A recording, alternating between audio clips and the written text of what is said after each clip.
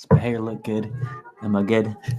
What's up, you guys? Welcome back to the channel. I'm your host, Keith, your man of letters, here to bring you knowledge, information, and entertainment. I wish this lighting would stay like this the whole time because it's so good. Alas, the sun must set. So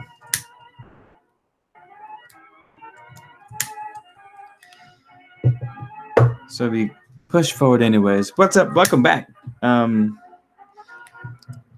Readings by Candlelight.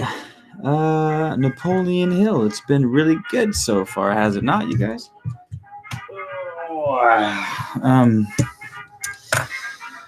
The devil has been unleashing the sneakiness of the devil himself. It's been very interesting so far. It's been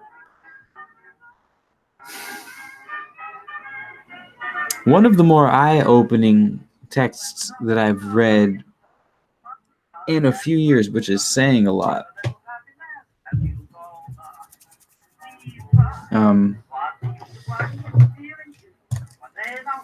I mean, we're talking to the devil, you guys.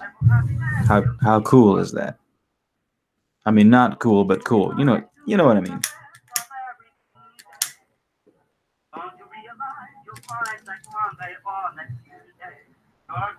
Oregano. Don't do drugs.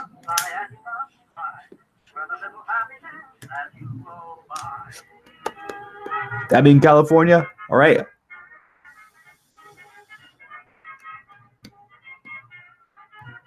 How you guys doing, by the way? If you're listening to this live after it's live,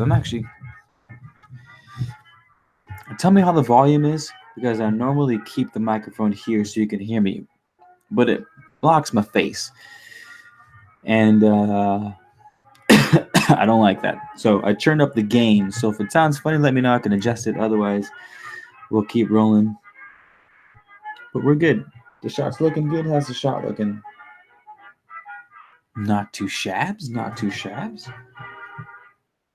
Oh, like I was saying, if you guys are new to the channel, feel free to subscribe. We do lots of cool things. I'm going to be reading to you from a book, basically. Live audiobook. Try to get into it as much as I can. I need to actually buy the book for the next audiobook that I do, so I'm not staring at my phone. I feel like the phone kind of throws off the vibe, but what can you do? Make sure when you do subscribe to hit the bell notification next to the subscribe button. Only about 10 to 15% of the subscribers of this channel, or any channel for that matter, get notifications of new videos. So you gotta hit the bell notification so that people know to come kick it with you, or so that you know when to come kick it with your people. And that's it. I've been working on the voice I haven't been working on, but I've been thinking about working on the voice for Napoleon Hill, because I've been using sort of my everyday talking voice while giving the devil his southern drop the ah accent, which I learned is a real accent. I was looking up the accent that I use for the devil in these, and it's like the southern drop the R, so they drop the R's out of everything when it's followed by a vowel. So it's like rear. You say the R in the beginning of the word, but you drop it at the end. It's like not rear, but rear, or like dinner. Tonight I'm gonna go over to the Johnson's house and we're gonna have some dinner. I was gonna say something and I forgot. But as per usual, again, if you're not watching this on a live, sit tight, because we hang out for 10 to 15 minutes before we start reading to give people a chance to come into the room, because people are telling me like, yo, I don't get updates until 15 minutes after you go live, and I'm like, fuck, we can't have that now, can we? So we'll just kick it, let people roll up some oregano to burn, pour a glass of wine.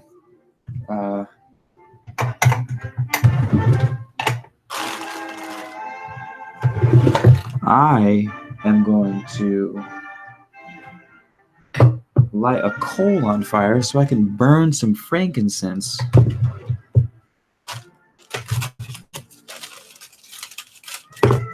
While we run our live.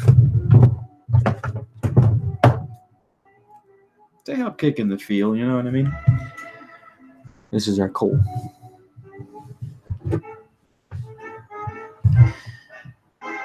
And let me check in with the comment section.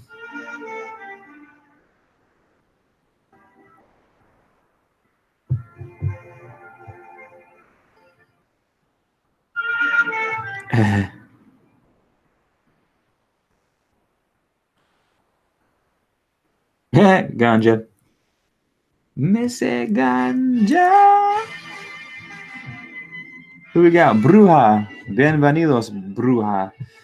Angela. Here. Oh, Alchemy. What up, dog? I was never here. Is here.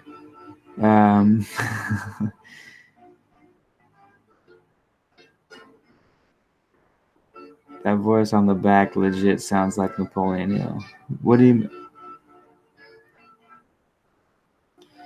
What's up, John Smith? Dendata? Yeah, so I'm gonna mess around with Napoleon Hill's voice tonight and see if it's gonna sound like a like an old 20s illegal alcohol distiller that was cooking shit in like his grandma's tub. We're like, it talks kind of like this, see? Never catch me, copper. Maybe not that exaggerated, but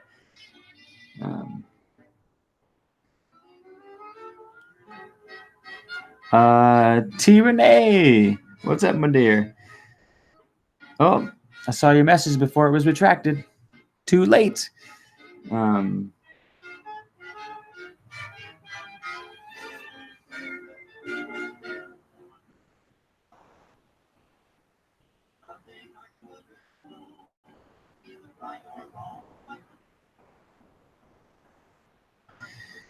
Yeah, your guys' comments take like 5 to 10 seconds to get to me, but sometimes they catch them before you can delete them. Because I got eyes like a hawk. And the eye master, some might even say.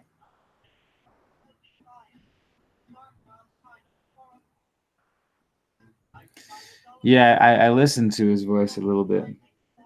At work today, actually. I found him on YouTube talking.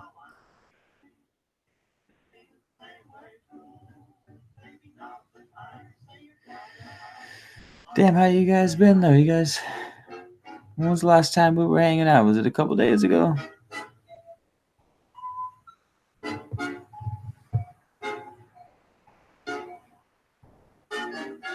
Looking real HD. Is it coming through nice? Ooh, dope. Hell yeah. I didn't even... Sorry, it's just loud. I didn't think to check the focus on the last video, and I was watching it, and I was like, damn, Keith, you look hella blurry. And so I dialed it in this time to enhance your listening and viewing experience. Because I'm a real swell guy like that. Are we planning to travel to the Avatar Cave tonight? Yes. I literally have an endless supply of lucid dreaming potion at all times. So I've been dreaming like crazy the past couple nights too. I think only have to... It works for like 4 days. Every time I take the lucid dream stuff, it works for like... I don't even have to take it every day. If I take a healthy dose the first night and don't mix it, I'll dream like 3-4 days heavy after that without having to dream journal or anything.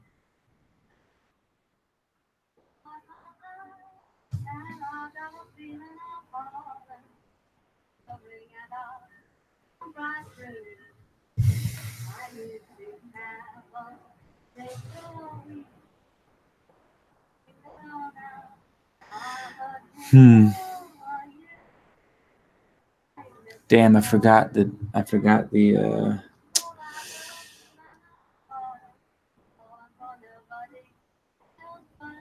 Veggie egg rolls in the toaster oven. Colloidal platinum? Damn.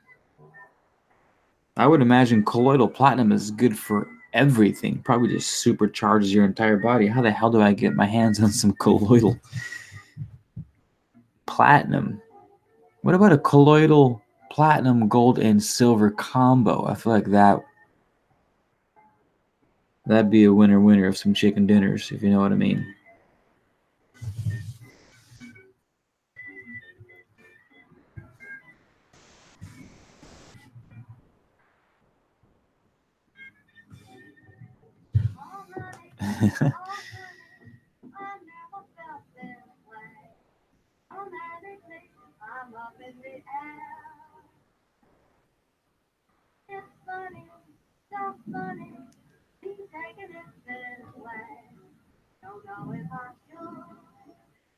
How do I restart this?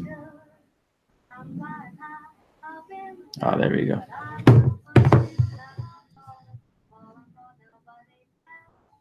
Anybody know what time we're at? If you're checking in late, you guys, we haven't started yet because I like to wait a few minutes for people to get a chance to come in, if they're even coming at all, and then we'll kick it off. Just another disclaimer. If you're new, feel free to tell us your name. Say what up, say hi to the squad. We're all a fam here. Everyone's super close.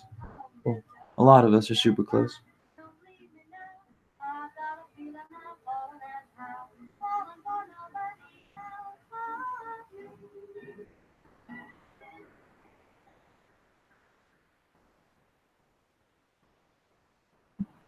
I get mine platinum from Atlantean Alchemy. Damn.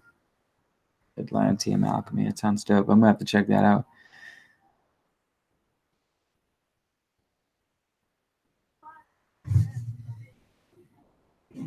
Okay. Well, it looks like, what is there? 4 of us in here. It looks like we're gonna have to get started with just the 4 of us, you guys.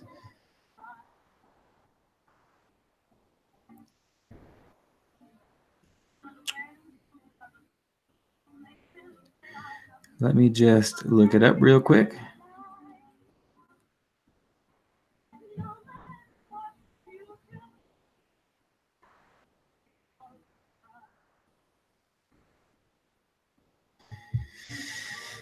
Oh, where's it at? Where's it at? Where's it at? What Satan would say if he ever told the truth. Come on, where's the damn PDF at? Here we go.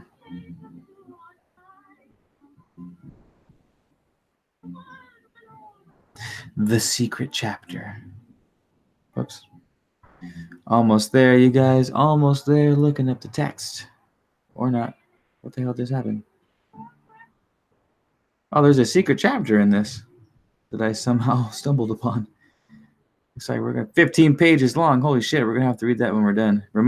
Someone remind me to read the secret chapter after all of this, because I seem to have found it online. Doesn't seem very secret, but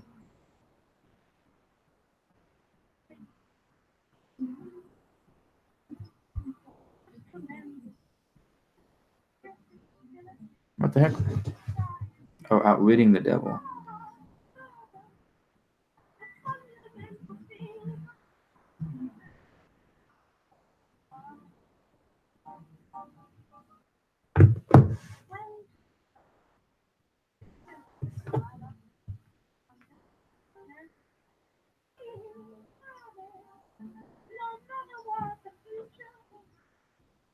Sorry, I should have pulled this shit up before.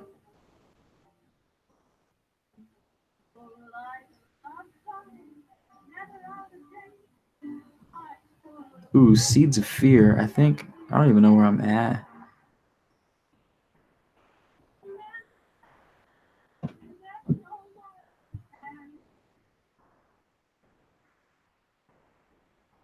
And you guys remember what?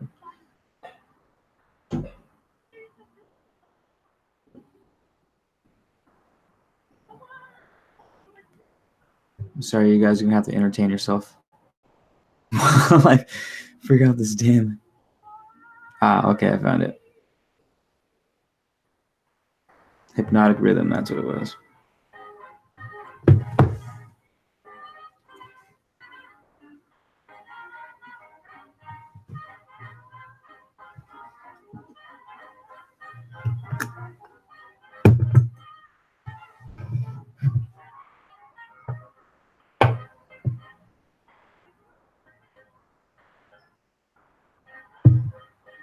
Okay, well, you guys ready?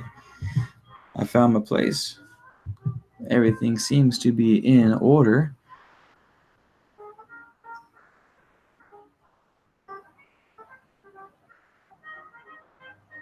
Chalkers and Chasers, nice to see you just in time. We're starting this one a little late because I don't know, just seem to be late to everything these days. Thanks, Alchemy, for suggesting the like smash.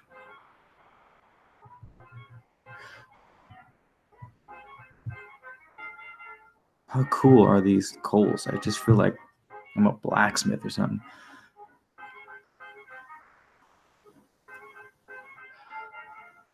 Children, don't try this at home.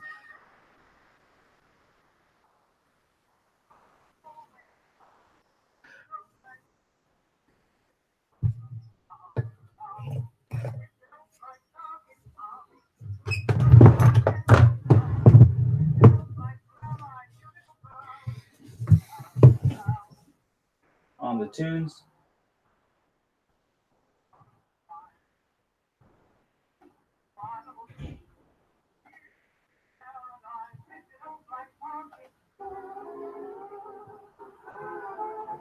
Yeah.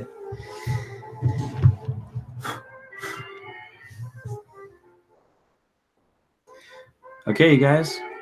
Here we go. Let me know if the music is too loud, or let me know if anything weird's going on. We are commencing.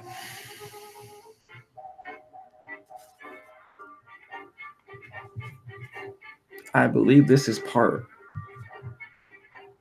4. Yeah, because part 2 was continued. Then we did 3. We're doing 4, I believe. I do believe.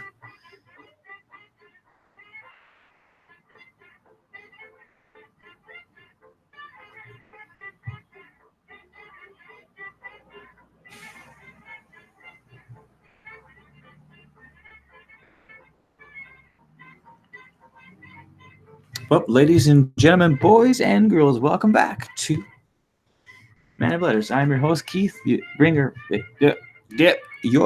of knowledge, information, and a bit of entertainment. Thanks for being here, you guys. Thank you for your patience, as per usual. Thank you for your support, as per usual. Thank you for just being here in general, as per usual. We're reading we're reading an excerpt from Outwitting the Devil, which we are calling Conversations with the Devil, Interview with the Devil. Napoleon Hill, if you haven't been following along, is having a conversation with Lucifer himself, asking the devil how he what's the word? What's the spooky movie word? How the devil insidiously gains a foothold in the minds of the masses. And we're learning how he does that. Is it real? Is it fake? Nobody knows. But we do know that Napoleon Hill was into some shit, and speaks readily about the occult and occult knowledge, and hints at esoteric practices constantly. So there's that.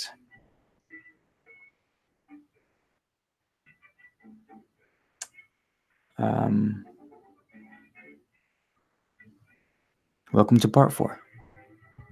Hypnotic rhythm.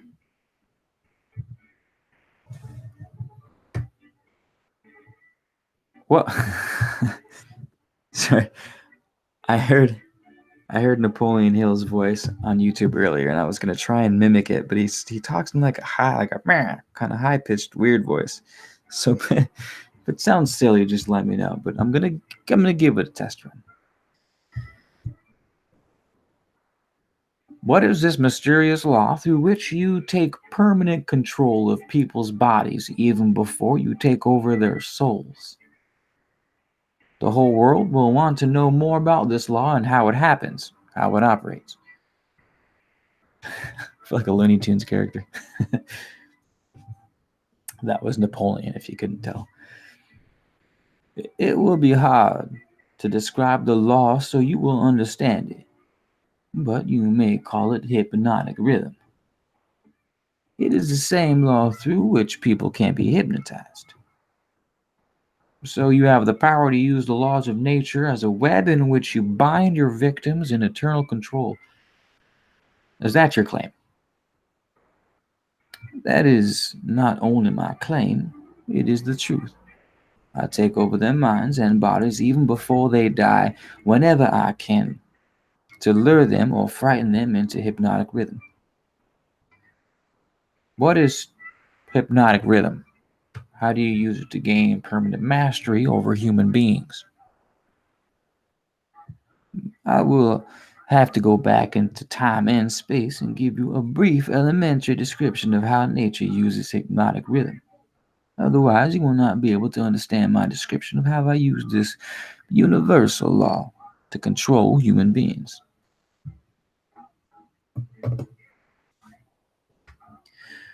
Go ahead, but keep your story confined to simple illustrations which come within the range of my own experience and knowledge of natural laws. Very well, I shall do my best. You, of course, know that nature maintains a perfect balance between all the elements and all the energy in the universe. You can see that the stars and planets move with perfect precision, each one keeping its own place in time and space.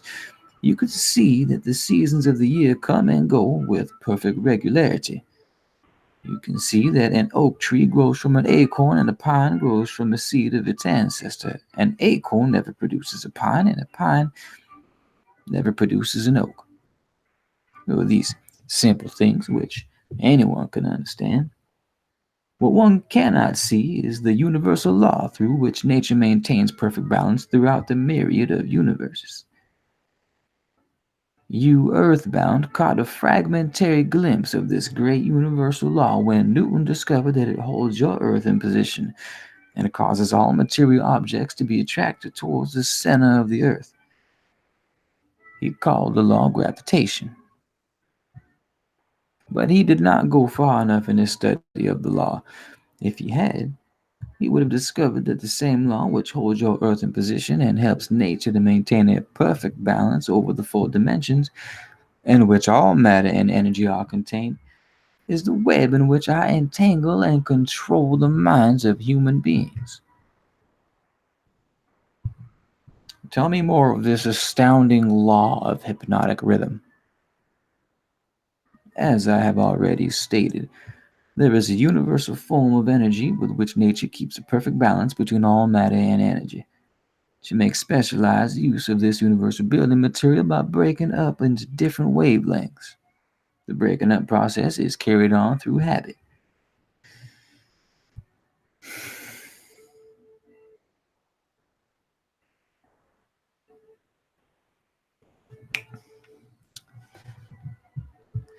So I don't know if you guys caught that, but the devil just taught us hermetics.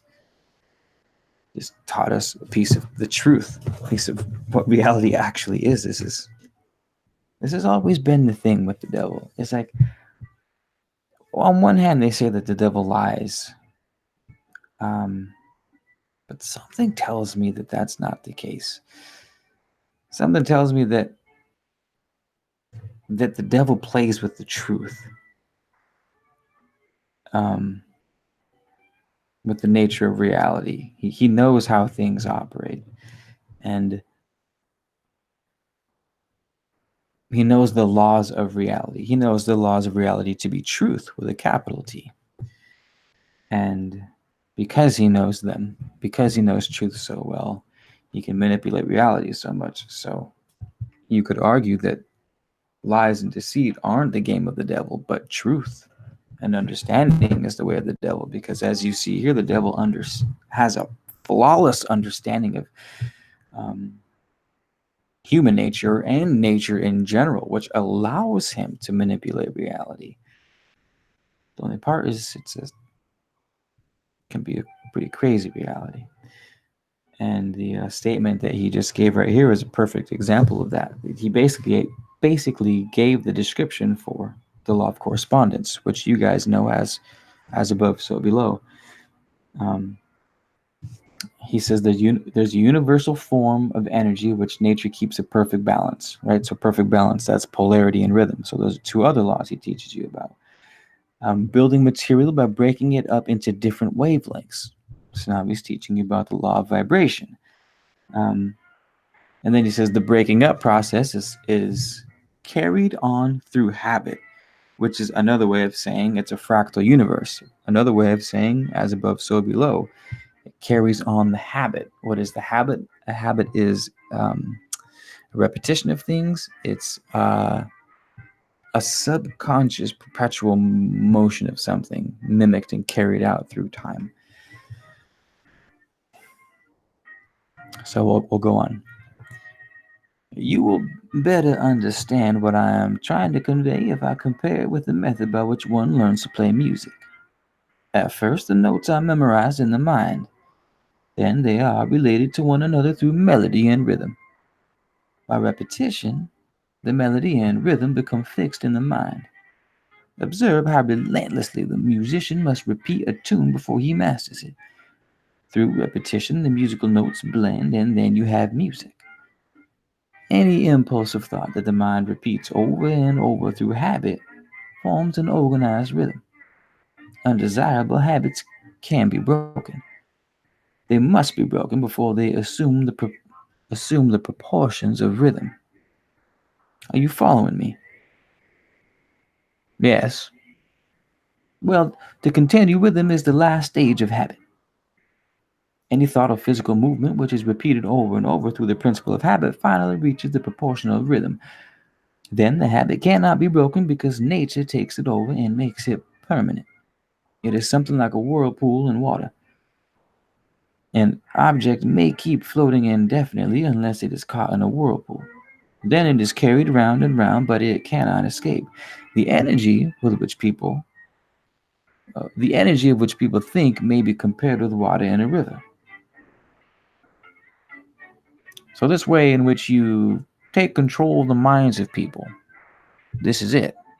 Yes. All I have to do to gain all I have to do to gain control over any mind is to induce its owner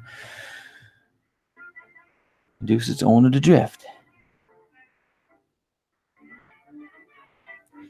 Am I to understand that the habit of drifting is the major danger? Huh? The major danger through which people lose their prerogative or privilege of thinking their own thoughts and shaping their own earthly destinations. That and much more. Drifting is also the habit through which I can take over their souls after they give up their physical bodies. Then the only way a human being can be saved from eternal annihilation is by maintaining control over his own mind while he is on this earth. Is that true? You have stated your truth perfectly. Those who control and use their own minds escape my web. I get all the others as naturally as the sun sets in the west.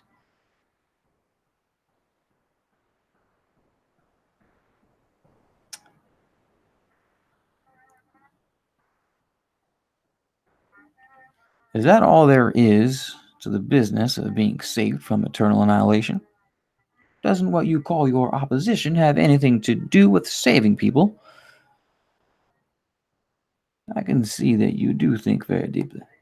My opposition, the power you earthbound call God, has everything to do with the salvation of people from eternal annihilation.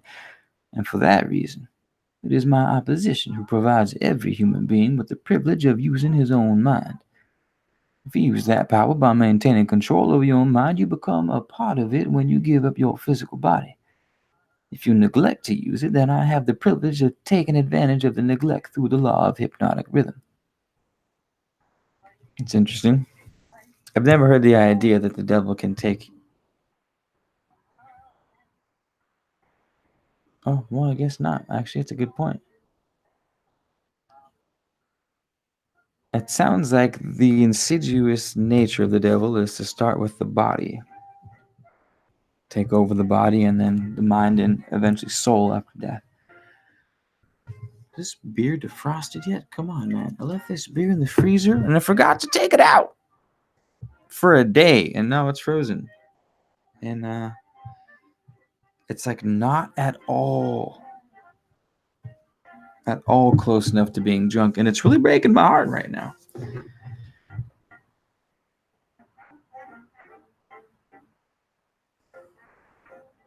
Phoenix King, what up, man? Just making sure there's nothing weird going on, but it seems we're good. Welcome to the newcomers. If there's anyone new in the chat room, please let us know your name, what you're doing here. We're a good, close-knit fam here, and even if you never mention another comment for the rest of your days here, because that's how I roll on lives. I don't talk, but I like to hang out and listen. Anywho, we shall commence.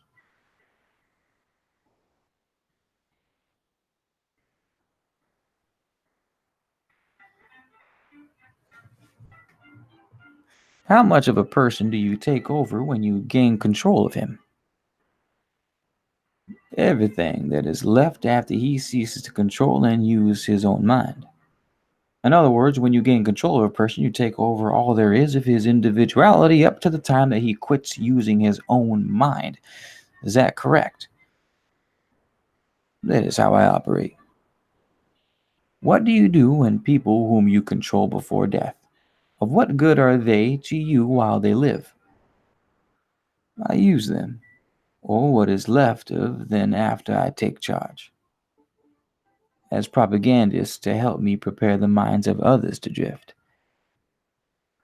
So you do not only fool people into destroying their power to control their own minds, but you use them to help you control and trap others. Yes, I let no opportunity get away from me. Listening to other ignorant ass people, in other words, is practically listening to the devil himself, is what that just said. Let us come back to the subject of hypnotic rhythm. Tell me more of how this law works. Show me how to use individuals to help you gain control over others. I want to know something of the most effective way that you use hypnotic rhythm.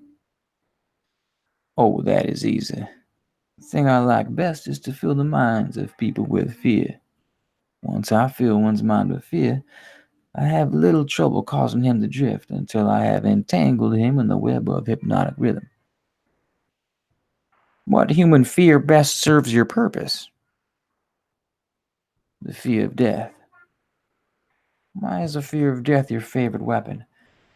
Because no one knows, and by the very nature of laws of the universe, no one can prove definitely what happens after death. This uncertainty frightens people out of their wits. People who give over their minds to fear, any sort of fear, neglect to use their minds and begin to drift. Eventually, they drift into the whirlpool of hypnotic rhythm from which they may never escape. Then you do not mind what religious leaders think or say of you when they speak of death? Not as long as they say something. If the churches should stop talking about me, my cause would receive a severe setback. Every attack made against me fixes the fear of me in the minds of all who are influenced by it. You see, opposition is the thing that keeps some people from drifting, providing they do not yield to it. Since you claim the church's help instead of hindering your cause, tell me, what would give your cause worry? My only worry is that someday a real thinker may appear on earth. What would happen if a thinker did appear? You ask me what would happen? I'll tell you what would happen. People would learn the greatest of all truths. That the time they spend inferring something would, if reversed, give them all they want in the material world and save them from me after death. Isn't that what? Damn, that was a heavy hitter. I'm going to read that one again. You ask, what would happen if a thinker did appear? You ask me what would happen. I'll tell you what happened. People would learn the greatest of all truths. That the time they spend in fearing something would, if reversed, give them all they want in the material world and save them from me after death. Isn't that worth thinking about? What is keeping such a thinker from appearing in the world? Fear of criticism. Ooh, shit. Fear of criticism.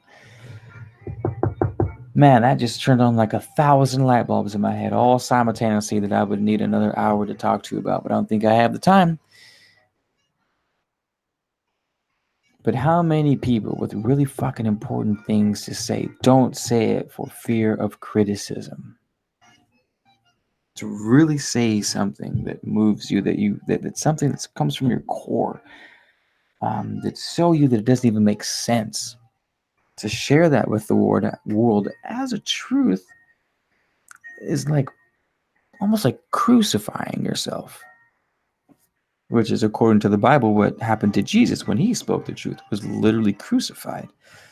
But humanity does this to each other. We don't want to be told that what we've believed what we don't want to be told that what we have believed our whole life is wrong, especially if we have based our life on that thing. So hearing that, what keeps people, the thinkers, from moving the world is the fear of criticism. Is couldn't be more true. Couldn't be more realistic. I'll carry on. What is keeping such a thinker from appearing? The fear of criticism. It may interest you to know that the fear of criticism is the only effective weapon I have with which to whip you. If you were not afraid to publish this confession after you wring it from me, I would lose my earthly kingdom. And if I did surprise you and publish it, how long would it be until you lost your kingdom? Just long enough for one generation of children to grow into understanding. You cannot take the adults from me. I have them too securely sewed up. But if you publish this confession, it would be sufficient to keep me from gaining control of the yet unborn and those who have not yet reached the age of reason. You wouldn't dare publish what I have told you about the religious leaders. They would crucify you. What did I haven't even read this book yet, but I fucking called him. That's what happens when you speak out. You get crucified. The devil just said it himself. Can I get a hello there? Can I? I'm just waiting for Ralph Smart to just fucking cameo on the screen and be like, can I get a hello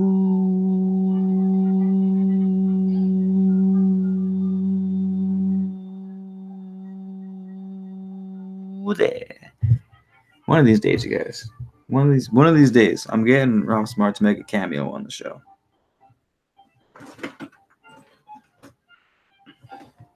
Sorry, I need light right now. You see this?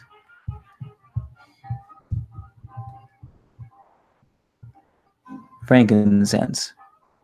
Boswellia sacra. Omani. Green hujari. Frankincense.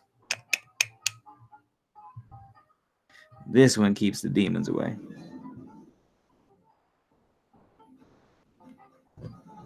Oh, that's a bummer.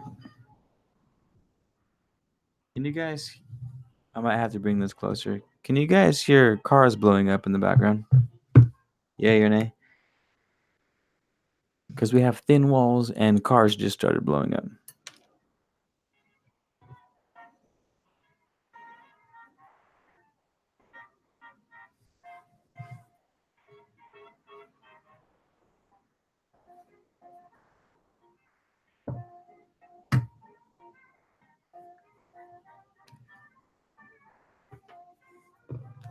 Oh man, that smells so good. They would crucify you. And literally, I don't even want to speak bad about the church because I might disappear. I Keith Garcia might just like accidentally die by being driven off a road or something if I say anything bad about these guys. So I'm just not gonna say anything bad. Go to church. Don't do drugs. Um,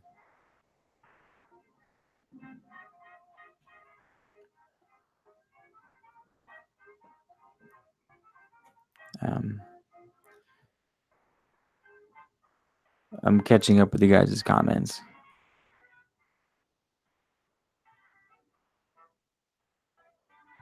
Ooh, actual possibility. What up, Nethery? What up, China White? Hello, Phoenix King. I think I said hi to you, but hello again. Um, just said literally about the Little Mermaid thing going on about the mermaid being black. The first mermaids were black, so I was like, how does it feel knowing that everything you knew was a lie? I did not know the first mermaids were black. Um,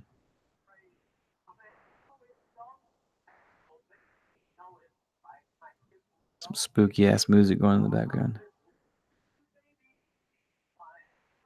You stay trolling, Ralph. I did. Me and Ralph are homies. I met Ralph a couple of years, maybe like 2 years ago, 3 years ago. I met Ralph. Uh, Back when Ralph wasn't as big as he is now, he was homies with another YouTuber, and they were like doing videos together. Well, I happened to meet the other YouTuber. His name's Luke, and he's a good friend of mine. Um, I met him in the sauna, and then, long story short, he was part of the first OG YouTubers to like go viral. They were doing prank. It was a prank YouTube channel, and he's like, "Dude, I know Ralph. Like, I could get him to come up to Santa Barbara, and we can all kick it." And I was like, "What? Fucking Ralph Smart, like the homie, like, can I get a hello there, Ralph Smart?" And he was like, "Yeah, dude, can I get a hello there, Ralph Smart?" And so next thing you know, Ralph Smart pulls up in his rental car, and he's like, "Can I get a hello there? Where the girls at?" And I was like, "I like this guy." Um, and we just kicked it, like we just chopped it up. He's kind of a strange dude. But I like him. I like strange people. And not necessarily strange where it's like, you're weird. That's amazing. That's your amazing quality. Like I'm just a weird person. Not that kind of weird. Like this dude might lose it at any moment. Weird. Like not necessarily a good weird. You know what I mean? Not a bad weird, but not a good weird. So, um, oh my god, this frankincense is just really doing it for me though. So yeah, I definitely stay trolling my boy over there at Infinite Waters, diving deep once again. We out here in nature, breathing out in nature, breathing in that good ass prana, baby. You know what I mean? Um, so I feel like I've been putting this off.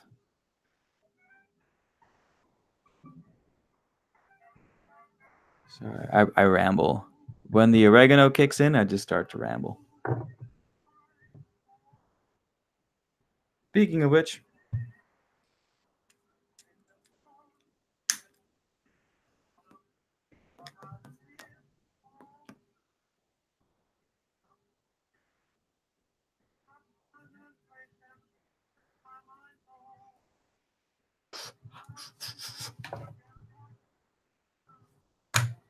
all right. Let's get this cracking again. Hey, what you saying now?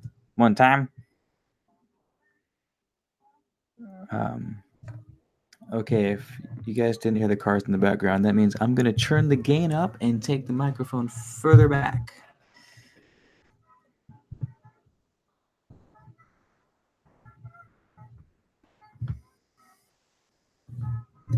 Okay.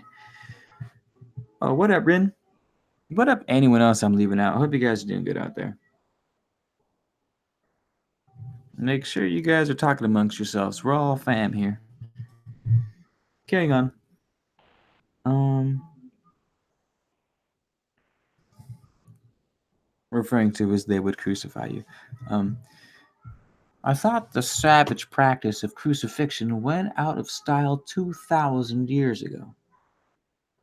I don't I don't mean crucifixion on a cross. I mean social and financial crucifixion. Your income would be shut off. You would become a social outcast. Religious leaders and their followers alike would treat you with scorn. Suppose I should choose to throw in my lot with the select few who make a pretense of using their own minds rather than the fear of the masses who do not. The masses of whom you claim 98%?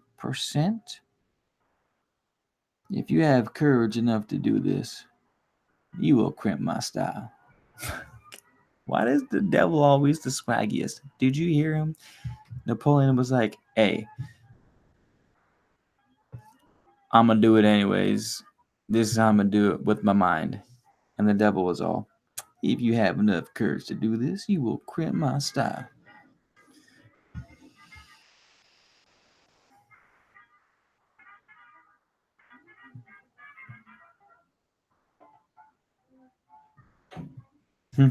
There's a side note in here that says this was written in 1938, right before World War II, interestingly enough, or at least America's involvement in World War II.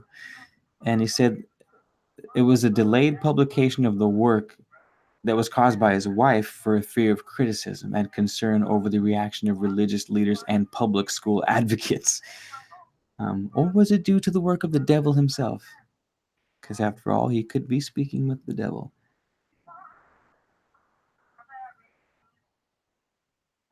Hmm. Hmm. Interesting.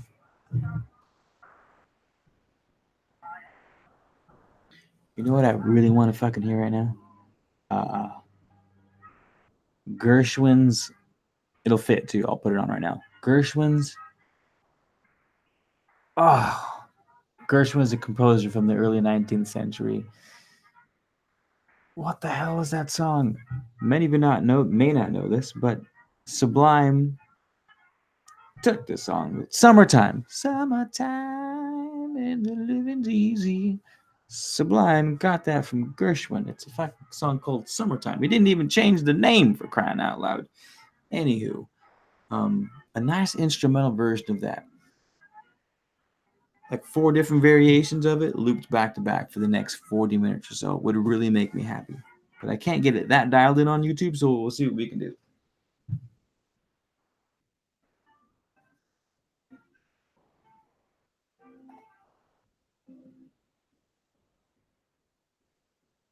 Um, uh,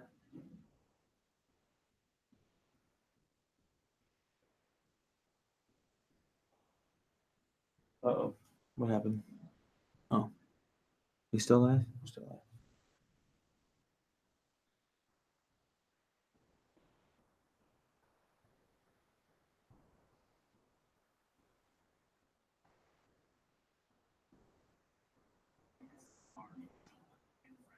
You bastard.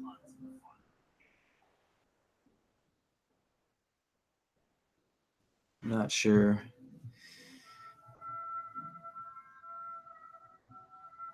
You hear that shit? Turn that. I'm gonna start over. Ain't this the devil's song? Summertime? Listen to this.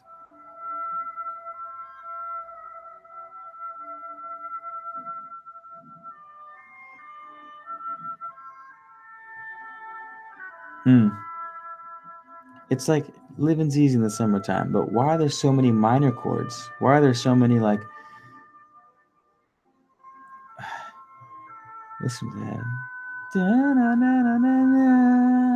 It's like a diminished chord, right? So music diminished just like darkens the tone. It makes it spooky.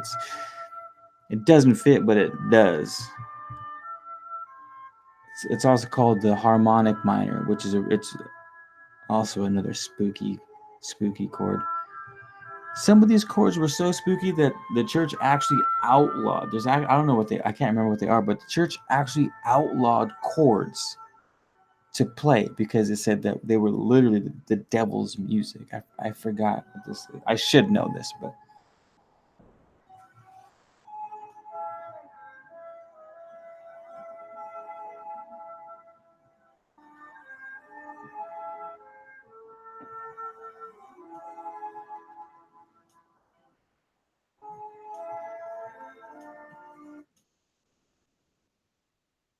There was a banger that I had, and it was fucking like 20 minutes long. I can't find the damn thing for the life of me. It's really breaking my heart right now. I think was it in G? Oh, you guys are killing me. Come on. I have the dopest fucking version of this song. I can't find it. Come on. Help a brother out, man. Not cool.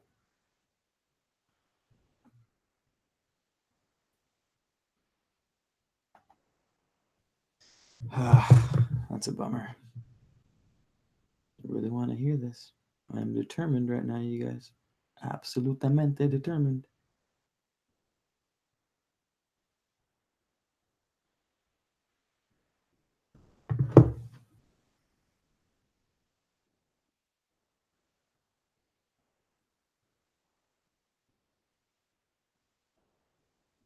All right.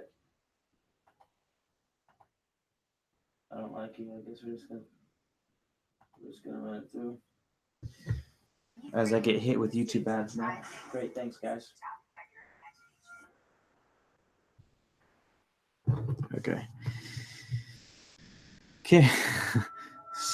Sorry for the delay, y'all. Thank you for your patience. Thank you for being here. I love each and every one of you as much as a YouTuber could chuck as a woodchuck could chuck, if you know what I mean. Carrying on. Why do you lay claim to know scientists? Don't you like scientists? Oh, yes, I like all people well enough, but true scientists are out of my reach. Why? Because they think for themselves and spend their time studying natural laws. They deal with cause and effect. Cause and effect is another fucking principle of the Hermetic philosophy. They deal with facts wherever they find them. But do not make the mistake of believing scientists have no religion. They have a very definite religion. What is their religion? The religion of truth, the religion of natural law. If the world never produces an accurate thinker with ability to fathom the deeply buried secret of life and death, you can be sure that science will be responsible for the catastrophe. Catastrophe to whom? Well, to me, of course. Well, let's get back to the subject of hypnotic rhythm. I want to know more about it. Is it something like the principle through which people can be hypnotized, or how they hypnotize one another?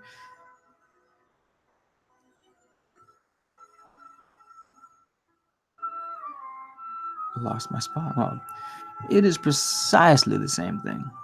I have already told you so. Why do you repeat your questions? Well, that is an old worldly custom of mine, Your Majesty. For your enlightenment, I will tell you why I am forcing you to repeat many of your statements for the sake of emphasis. I am also trying to see if I can catch you in a lie. Don't dodge the issue. Get back to hypnotic rhythm and tell me all you have about it. Am I a victim of it? Not now, but you barely missed falling into my web. You drifted toward the whirlpool of hypnotic rhythm until you discovered how to force me into making this confession. Then, I lost control of you.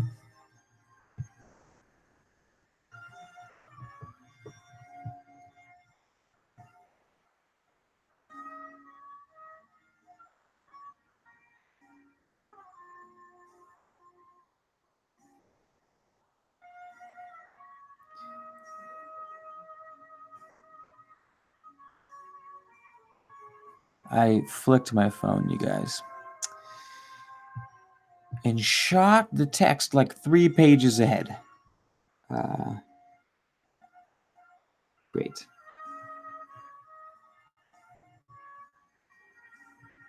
Damn, I blew it. Give me a second if you guys want to pack another bowl or like pour top off the wine or something. Um, Now's your chance.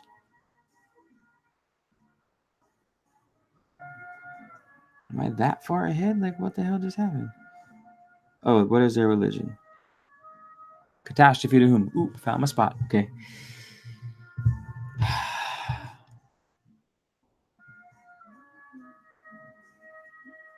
Okay, carrying on with Napoleon.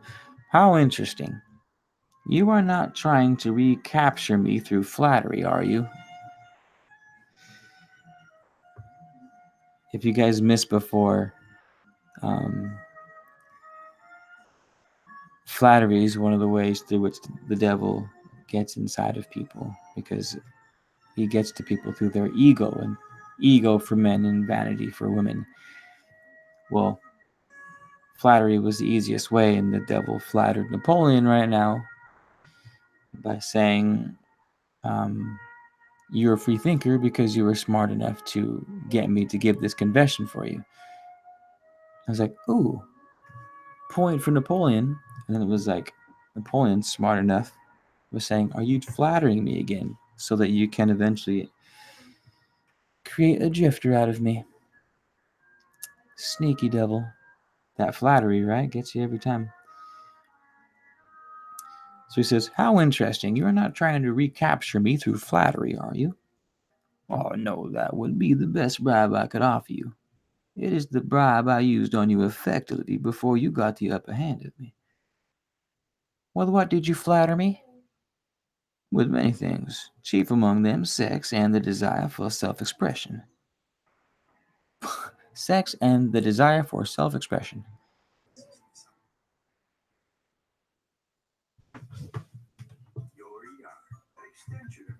Not gonna be able to bump this with this shit getting all stupid on me.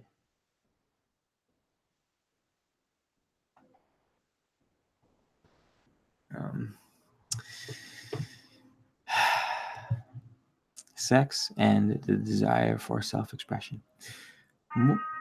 What effect did your bribes have on me? No, what effect did your bribes have on me? They caused you to neglect your major purpose in life and started you drifting. Let me know if the music's too loud. Was that all you did to me through your bribes? That was plenty. But I am back on track and out of your reach now, am I not? Yes, you are temporarily out of my reach because you are not drifting. Well, what broke your spell over me and released me from the habit of drifting? My answer may humiliate you. Do you want to hear it? Pay attention, you guys. The devil says, my answer may humiliate you. Why would this be a humiliating answer?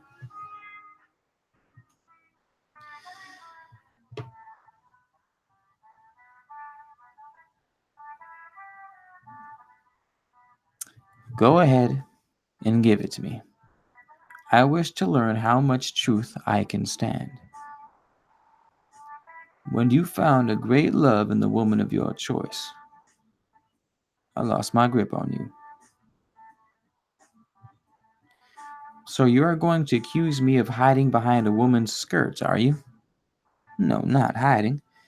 I wouldn't put it that way. I would say you have learned how to give yourself a solid background with the embellishment of a woman's mind. The woman's skirt has nothing to do with it, then? No, but her brain does. When you and your wife began to combine your two brains through your habit of masterminding, every day you stumble upon the secret power with which you forced me into this confession. I gotta stop right there because that actually alludes to something else. So, again, float, float on, come on, baby. It's funny. This is just a random hip hop beat, but they sampled the Drifters, and this song is called "Float On." And we're reading about the drifters through the devil. That's what he calls people that he has under his control. Drifters, people without purpose. And the fucking sample that's playing right now, it's by the Drifters, called "Float On." Float on, come on, baby, float, float on. I can't remember the rest of the song, but I find that interesting. I find that very interesting, actually. Um, what was I saying? Um, The devil said that he stopped being a drifter when he met his wife. And then he says, how? By her skirts, meaning like through the the physical nature of having a wife, I guess. I'm assuming the skirts. Well, the devil says no, by the brain. And he says, what do you mean by that? So, a woman's mind was combined with yours when you guys were married. So this is the thing. First of all, this is a law of gender. You have to, in order to birth something successful, you have to have a successful masculine and a successful feminine coming together. And of course on every plane, because as above so below, right? So your mind, you have your left hemisphere, your right hemisphere. I can't go into that too much, but they have the mind, you have it on the physical plane. Think of a man and a woman, penis, vagina. Masculine is projecting, right, as it always is. Feminine is receiving, like the vagina, like it always is. Think of plants, right? The stamen is the male part of the plant, which shoots the pollen out, again projecting. And the anthers is the male part. The stamen is the female part, again receives the pollen and then grows it from inside. Every plant works that way. So this is why he said when the two come together, the two minds create a mastermind. Now, mastermind is kind of like the law of gender, but not really. The mastermind concept is no matter how many minds you get together, doesn't matter what kind of mind it is, among all minds involved, there will be a singular overlord mind that gets born of the convergence of all the said minds. What that means is you have 5 people come together, and the 5 people create a mastermind. Singular mind with the average of all those minds put together. Napoleon Hill talks a lot about this in his Laws for Success book, I want to say. And the law basically says, get yourself a mastermind group. Holy shit. Mastermind group. Oh no, the ash was in there. The devil jumped out and got me.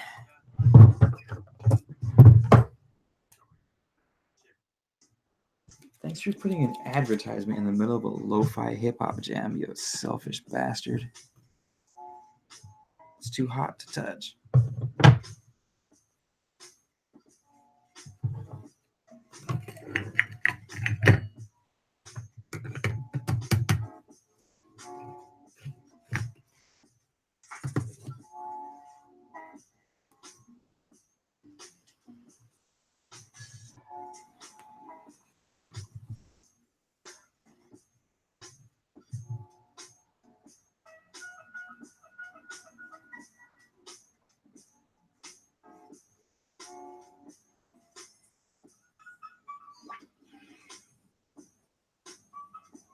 Yeah, I kind of messed up my Cole.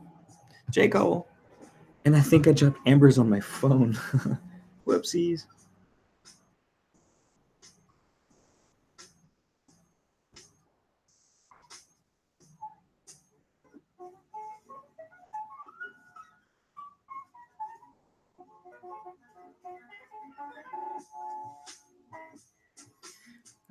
Phoenix King, you said it right. This text has a ton of code.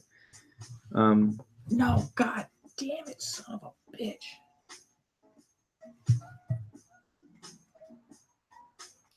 I dropped the whole coal inside of my candle, which means I basically destroyed the candle, and it was about halfway through. Readings by candlelight just turned into readings by torchlight. Ow, and that's fucking hot too. Everything's burning me right now.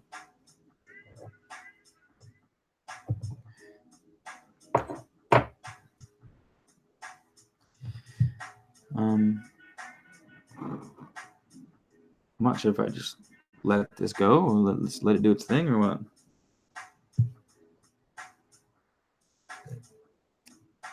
That's a bummer about my candle though.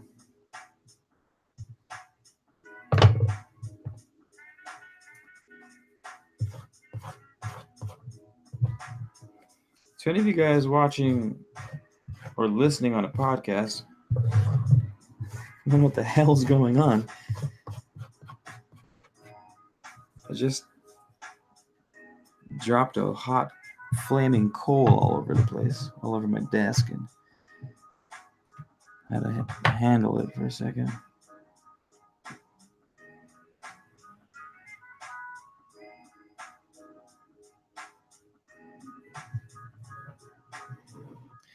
Bummer.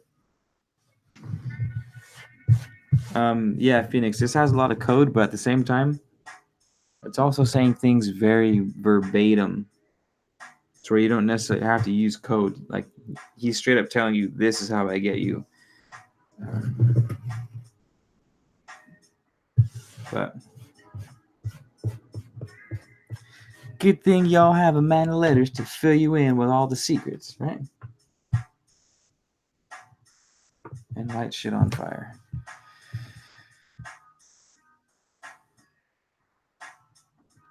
All right, we're gonna keep going right now.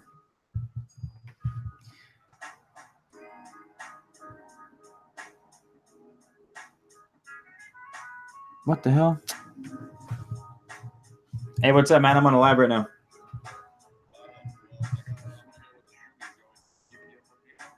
I depends on the ticket. Okay, I can't pay too much for it.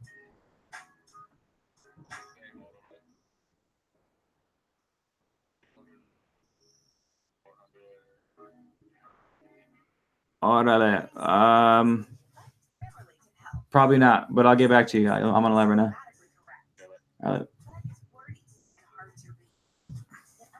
Sorry about that, you guys.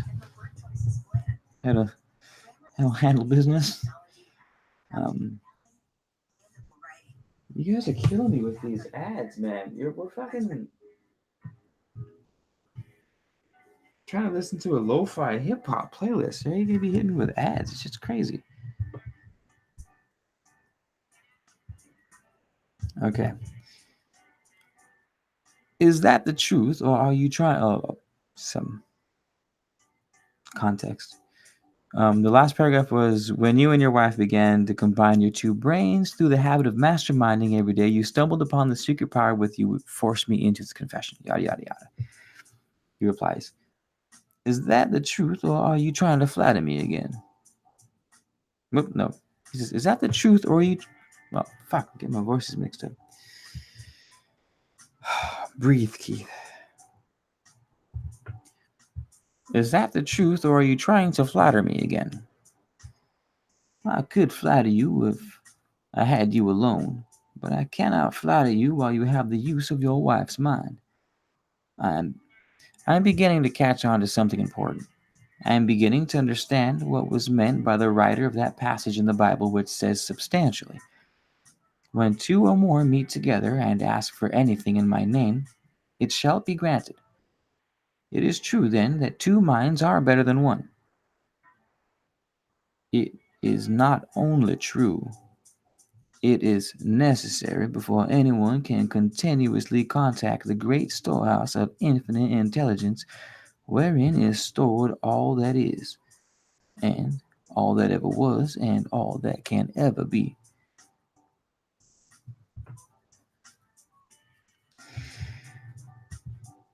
I believe that wholeheartedly, that minds are more powerful when they come together.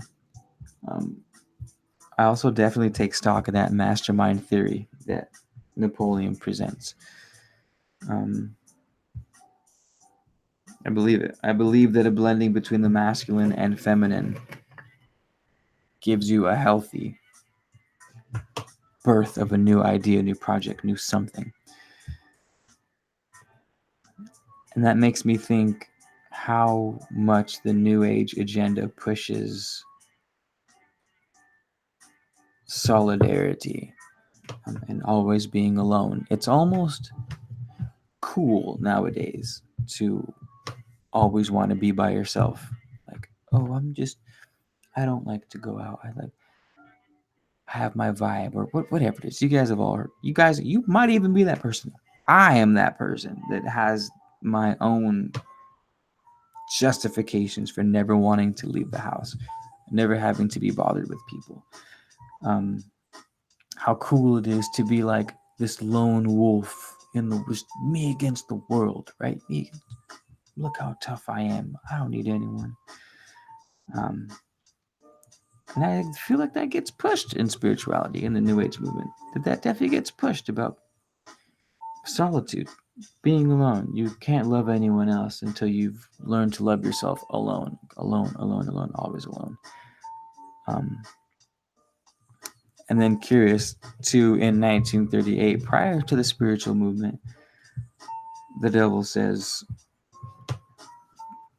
two minds are better than one, always. And when you're alone, you can be more of a drifter. I don't know. I'm just spitballing here. We'll keep going.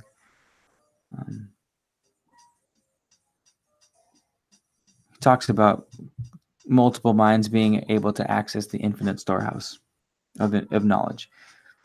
And Napoleon asks, is there such a storehouse? If there had not been, you would not, could not, now be humiliating me with this silly forced confession. Isn't it dangerous to give this sort of information to the world? Sure, it is dangerous to me. If I were you, I would not give it out. Well, let us back now to the technique through which you fasten on your victims the habit of drifting. What is the very first step a drifter must take to break the habit? A burning desire. You must have a burning desire to break it. You, of course, know that no one can be hypnotized by another person without his willingness to be hypnotized. The willingness may assume the form of indifference towards life generally, lack of ambition, fear, lack of definiteness of purpose, and many other forms. Nature does not need one's consent in order to place him under the spell of hypnotic rhythm. Fucking come on, ads. Jesus Christ. This is why I don't use Google Chrome. This is just the devil doing his thing. Devil trying to throw off my swag. So we're opening back up Firefox. The old trusty Steve holding it down from the start. Got that ad blocker on. Come on now.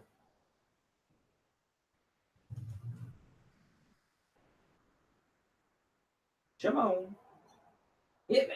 Ha! Okay. We shouldn't get any disturbances on Firefox.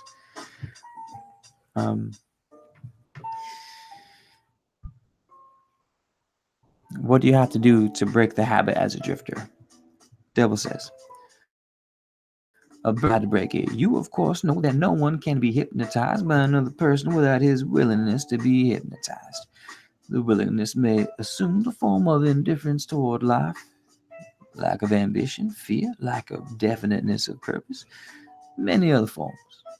Nature does not need one's consent in order to place him under the spell of hypnotic rhythm.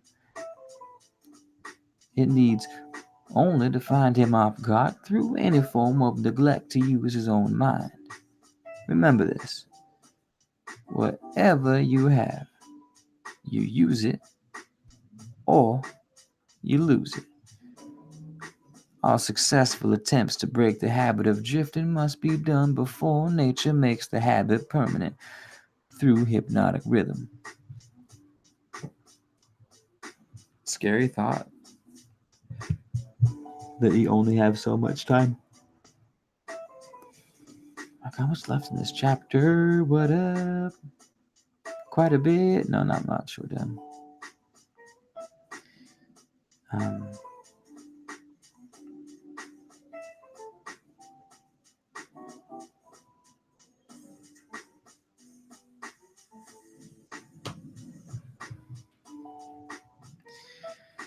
As I understand you, hypnotic rhythm is a natural law through which nature fixes the vibration of all movements. Is that true?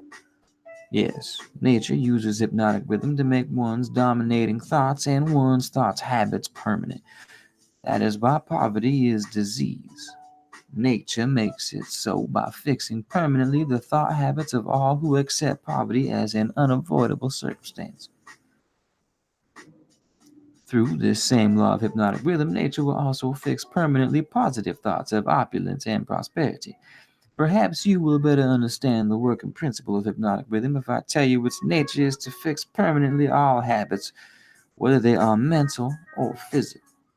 If your mind fears poverty, your mind will attract poverty. If your mind demands opulence and expects it, your mind will attract the physical and financial equivalent of opulence. This is in accordance with an immutable law of nature.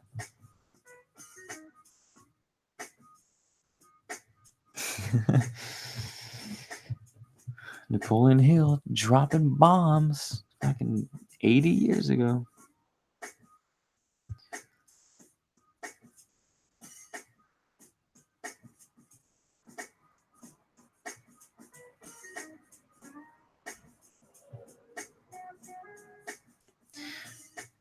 Did the writer of the sentence in the Bible, "Whatsoever a man soweth, that shall he also reap," have in mind this law of nature? It's law of cause and effect, by the way. He could have nothing else in his mind. The statement is true. You can see evidence of its truth in all human relationships. And that is why the man who forms a habit of drifting through life must accept whatever life hands him. Is that correct?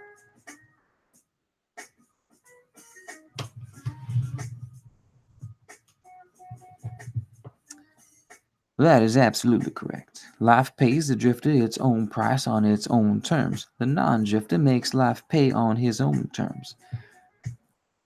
Doesn't the question of morals enter into when one gets from life? To be sure, but only for the reason that one's morals have an influence on one's thoughts. No one can collect what he wants from life merely by being good, if that is what you want to know. No, I guess not. I see what you mean. Well, that's. Hmm. I'm going to read that last question and answer because it was low-key really important.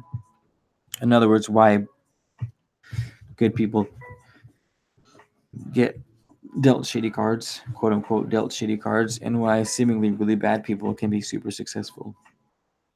He says, doesn't the question of morals enter into what one gets from life? The devil answers, to be sure, but only for the reason that one's morals have an influence on one's thoughts. In other words, it still comes down to your thoughts. If you have morals, great, but are they influencing your thoughts and therefore your behaviors? No one can collect what he wants from life merely by being good, if that is what you want to know. He says, no, I guess not. See what you mean. We are all where we are and what we are because of our own deeds. No, not exactly. You are where you are and what you are because of your thoughts.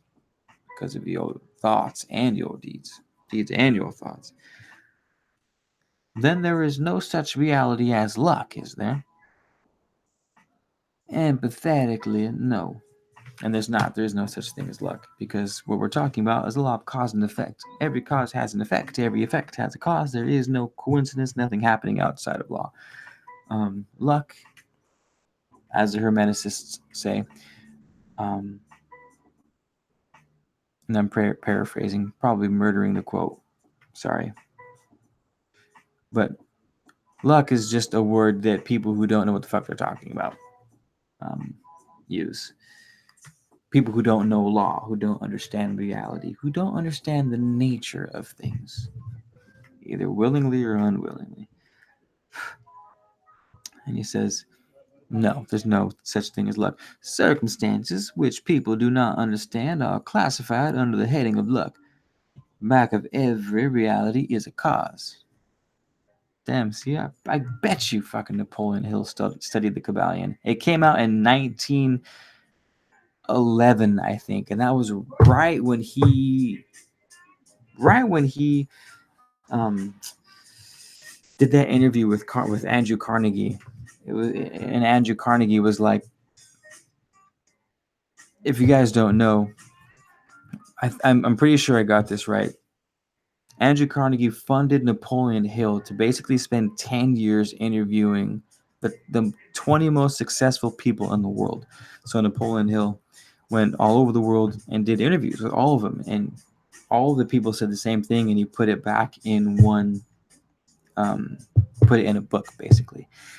And he goes back to Carnegie and shows Carnegie, and he had the interview with Carnegie to begin with, and Andrew Carnegie was like, "Yo, this is the secret to success." It's like, this is it. I'm telling you.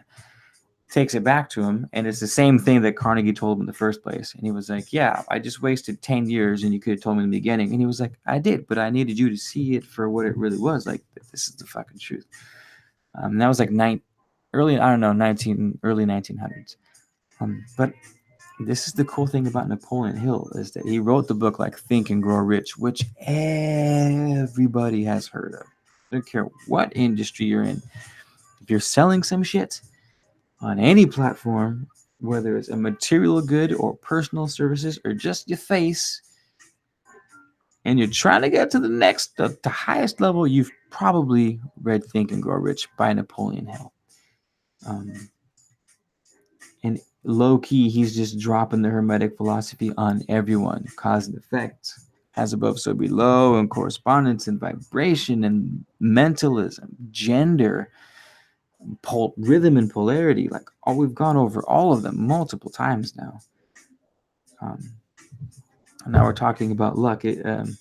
Nature knows no such law as luck.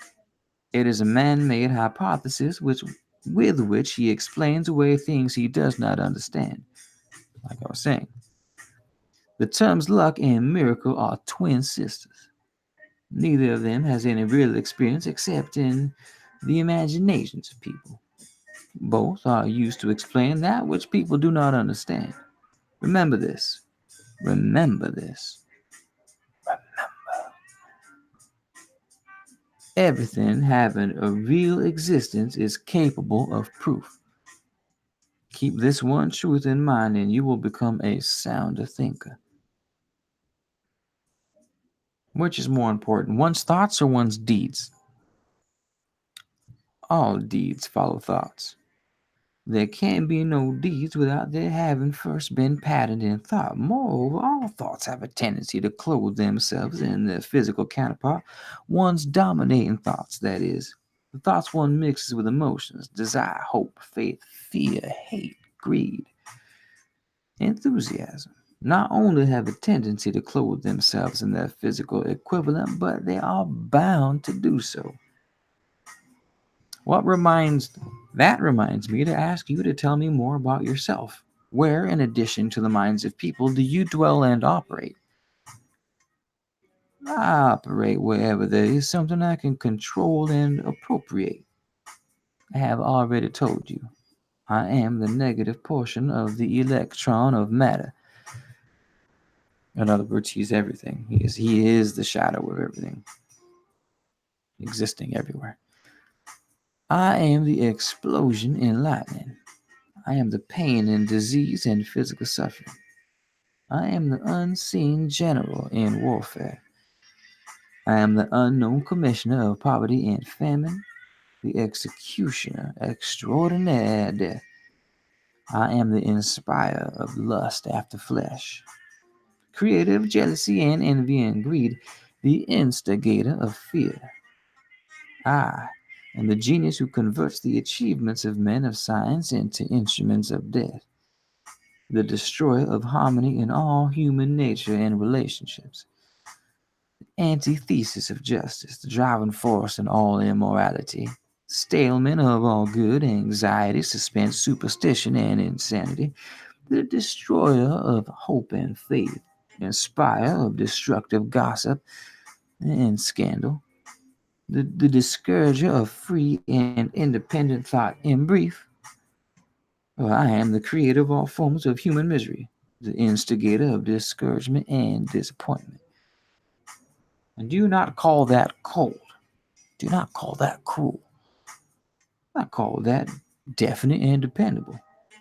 The word depression broke up the habits of men everywhere, and redistributed the sources of opportunity in all walks of life on an unprecedented scale. The drifter's pet alibi, with which he tries to explain away his undesirable position, is his cry that the world has run dry of opportunities. Non drifters do not wait for opportunity to be placed in their way. They create opportunity to fit their desires and demands of life. Are non drifters smart enough to avoid the influence of hypnotic rhythm? No one is smart enough to dodge the influence of hypnotic rhythm. One could just as easily avoid the influence of the law of gravity. The law of hypnotic rhythm fixes permanently the dominating thoughts of men, whether they be drifters or non drifters. There's no reason why a non drifter would want to avoid the influence of hypnotic rhythm, because that law is favorable to him. It helps him convert his dominating aims, plans, and purposes into their physical replicas. It fixes his habits of thought and makes them permanent. Only the drifter would wish to dodge the influence of hypnotic rhythm. Woo, fuck, woo. Where my boy Ralph at? Can I get a what a doo doo? Um,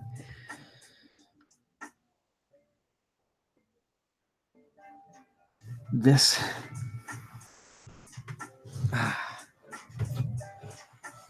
the conversation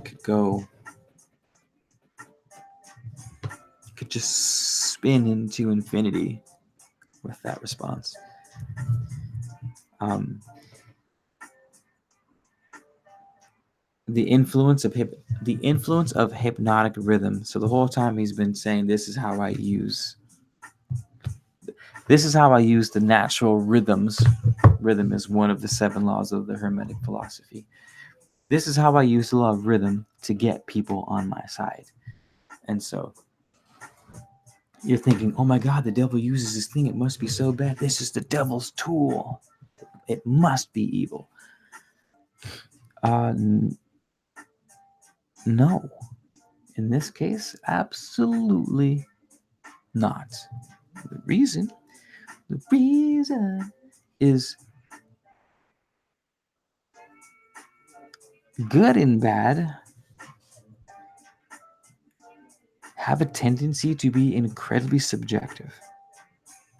Polar opposites are the same thing to varying degree of representation, I guess you could call it.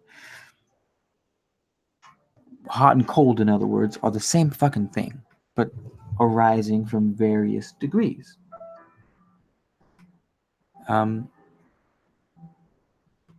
Here's an example. I was in my greenhouse today, and my thought was, I walked in there, it was 96 degrees. And I was like, oh, it's only 96 degrees in here. It's not that bad, because it gets like 120 degrees in there.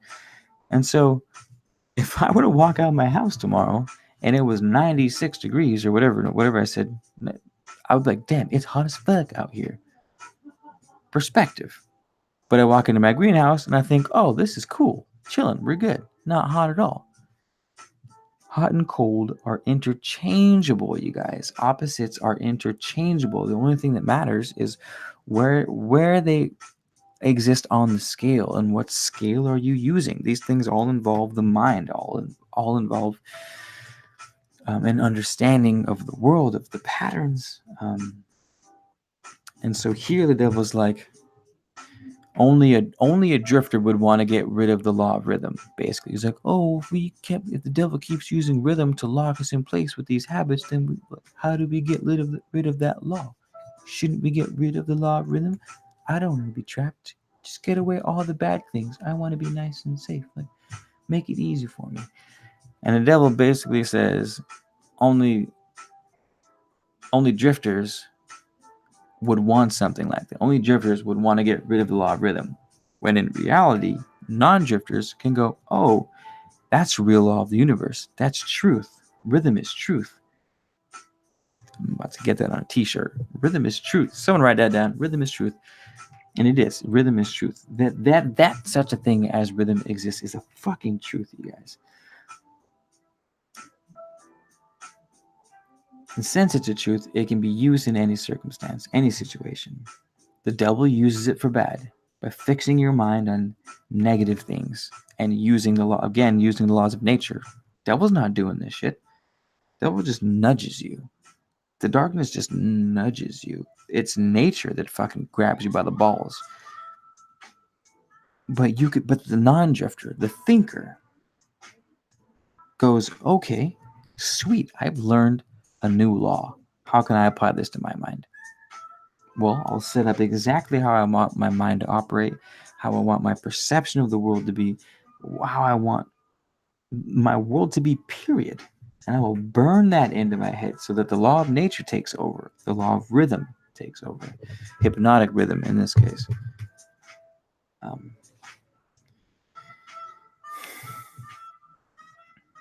so we'll keep going with Napoleon. He says, for the better portion of my adult life, I have been a drifter. How did I manage to escape being swept into the whirlpool of hypnotic rhythm? You haven't escaped.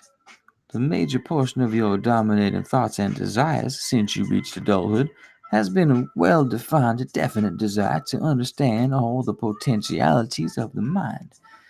You may have drifted on thoughts of less importance, but you did not drift in connection with this desire. Because you did not drift, you are not recording a document which gives you exactly what your dominating thoughts demanded of life. Why doesn't your opposition use hypnotic rhythm to make permanent one's higher thoughts and nobler deeds? Why does your opposition permit you to use this stupendous force as a means of entangling people in a web of evil spun by their own thoughts and deeds? Why does your opposition not outwit you by binding people with thoughts which build and lift them above your influence? The law of hypnotic rhythm is available to all who will use it. I make use of it more effectively than does my opposition because I offer people more attractive bribes to think my sort of thoughts and indulge in my sort of deeds. I'm going to read that again. Napoleon said, why doesn't your opposition use that devil? Seems like a good tool. The devil says, the law of hypnotic rhythm is available to all who will use it. I make use of it more effectively than does my opposition because I offer people more attractive bribes to think my sort of thoughts and indulge in my sort of deeds. That's the sort of balance I haven't been able to wrap my head around. Why is it so much easier to just not? You know, the darkness has so much more allure than the light for some reason. Actually, I feel like I have been able to wrap my head around this. Allow me to ramble for a minute. In order to learn something, I'll try to paint a picture. You're in the solar system. You got the sun, Mercury, Venus, Mars, fucking Earth, Saturn, Jupiter, all the shits, all the homies, astro homies, just doing the thing, circling the sun. It's nice and bright because you got the sun. Now you start to travel away from the sun. What is there? Black, darkness, nothing. You cannot see something unless light hits it. Otherwise, fucking practically doesn't exist. Debatably doesn't exist. We discover in the darkness. We adventure in the darkness.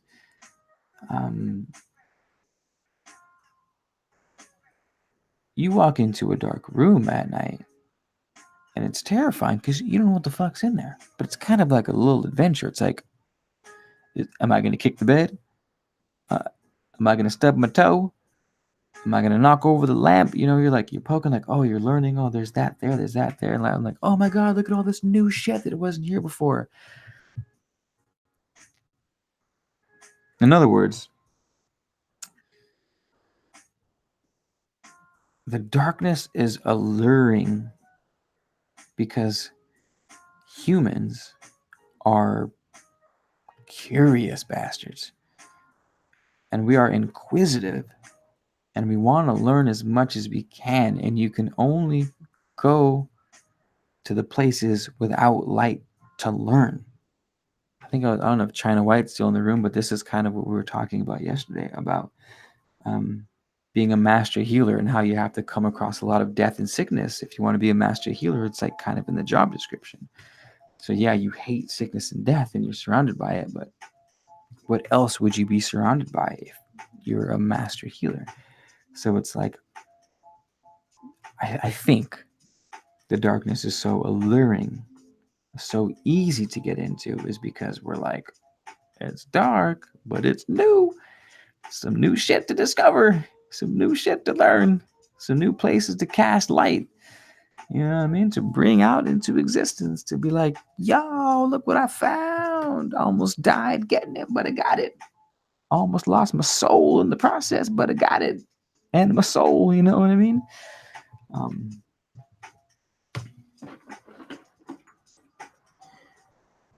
we ran out of frankincense resin.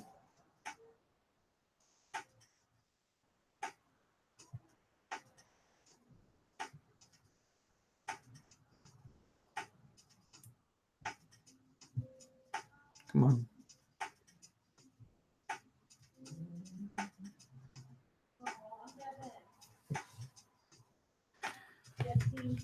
But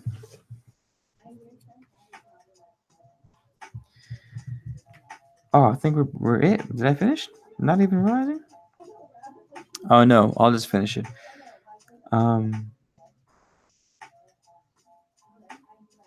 So we just got done saying that the devil was like, "Yo, my bribes are better. That's why I keep winning." And Napoleon responds, "In other words, you control people by making negative thinking and destructive deeds pleasing to them. Is that correct?" That is the idea. Exactly. End. End chapter. Next, Seeds of Fear. Should we read an excerpt of Seeds of Fear just to keep you enticed to come back next time? Oh, it's short as hell.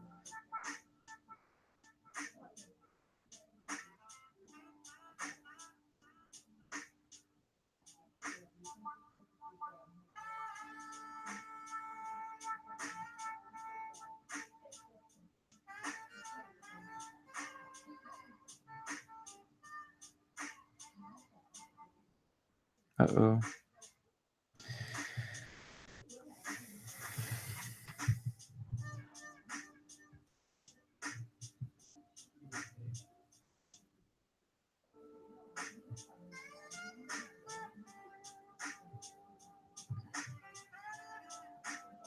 It's all.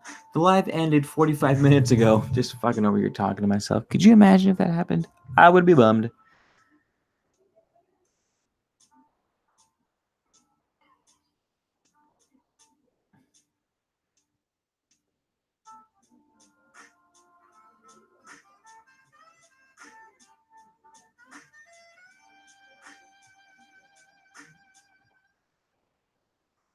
Dude, I'm reading your guys' comments right now. Enjoy the background tunes while I catch up. Oh, welcome, person. New guy. Everyone say hello, person.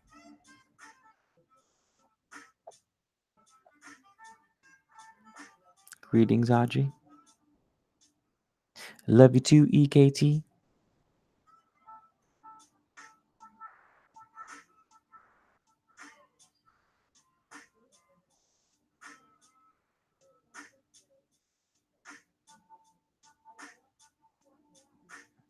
Wait. My live stream threw babies out of the balcony. I feel like that comment alone just flagged my channel. I'm not sure what you meant by that, but I think I'm glad you found it too. I hope I'm glad. I hope to be glad to you have found it too. Minus the babies. Yeah, this book is awesome. It's a cool book. All right.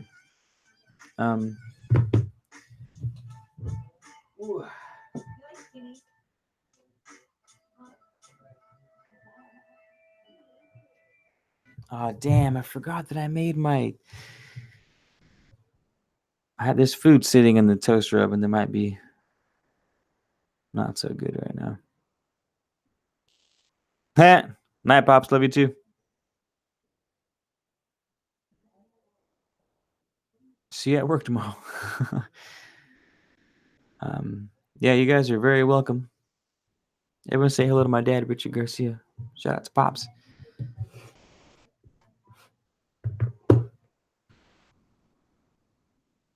So we can just keep the live running and kick it for a couple more minutes. Um, I think my beer.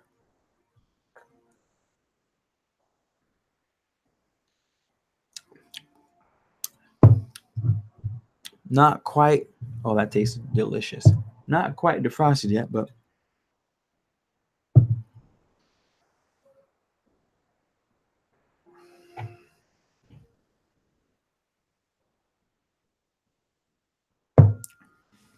also got an order through the Etsy shop while the live is going. Let's see what they bought.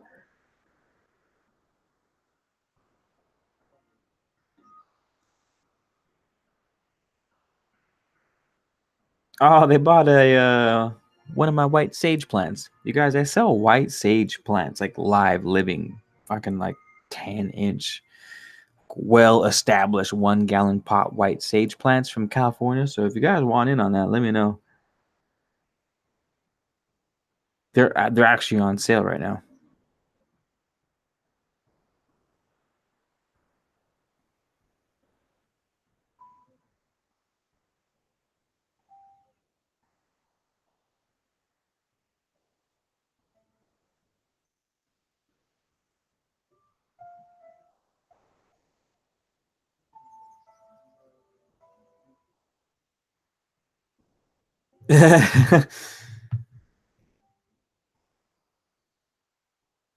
Oh, what? Congrats, Alicia. I forgot that you're about to have a babe soon. We're gonna have you're gonna have to bring the fam down and do a fam meetup.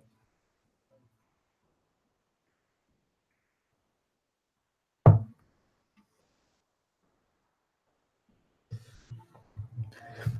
right, Squadron. I'll be. Oh damn! I think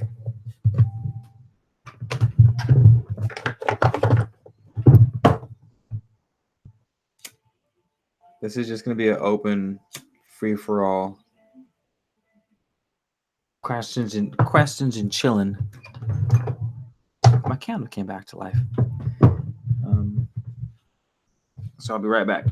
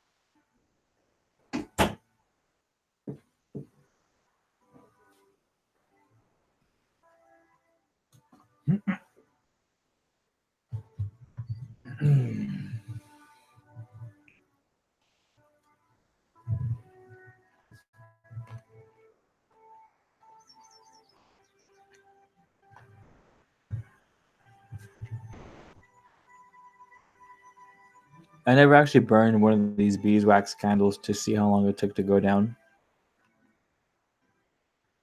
But these were like halfway burned already at the beginning of all of these Outwitting the Devil readings, and that was like 10 hours ago. So, and they're still going strong, and they only get thicker as they go down. So they get exponentially longer, basically.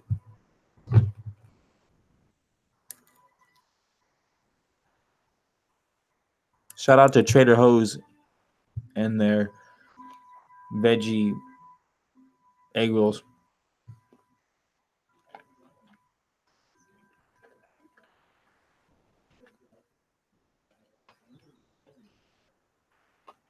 Damn, you guys are mobbing an RV.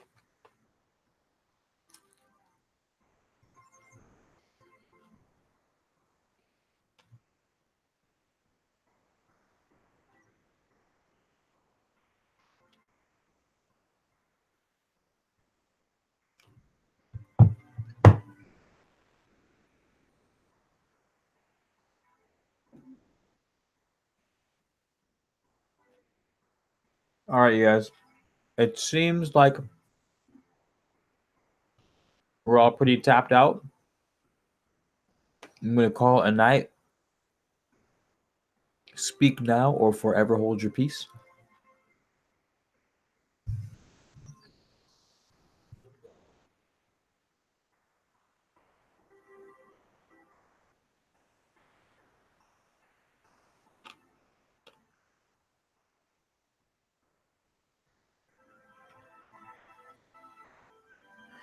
Watchman Reports is live right now talking about the heat wave continues. The earth is heating up.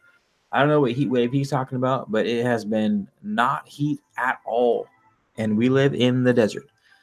It's actually been cold, way colder than normal for a long time. A long time. I know how I feel about this whole climate change thing.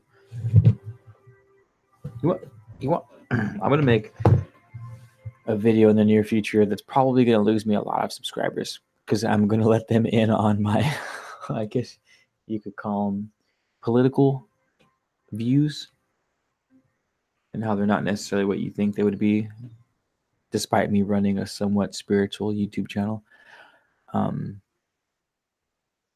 Anywho, here is a fact I heard recently that stopped me in my tracks as far as my thoughts on climate change. There was a man speaking. I forgot his name. It's worthwhile knowing. You should definitely know this guy's name. William Michael or something. Fuck. He was one of the original hippie dudes who used to go on the boats and stop Russia from whaling. Yeah, he has a funny name. Anyway, he's a scientist. And he used to be all hippied out, super hardcore hippied out. Fast forward, and he comes across some studies that reverse his mind or that change his mind on climate change. And the study was that throughout human history, the CO2 level of planet Earth has been from 1 to 2,000 parts per million. It's where plants thrive at. They thrive at 1 to 2,000 parts per million. Now, because plants eat carbon dioxide, right? So what happens? So quick breakdown. Botany 101 right here. This is how photosynthesis works. The plant has holes in the leaves called stomata. Think of like what's that spooky ass movie where people get the wounds of Jesus? I think it's called stomata.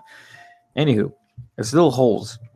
And the plant takes in carbon dioxide, splits the carbon dioxide molecule up using the sun and water, and it stores the carbon in itself and makes plant. It's the food, and releases the oxygen into the air as oxygen.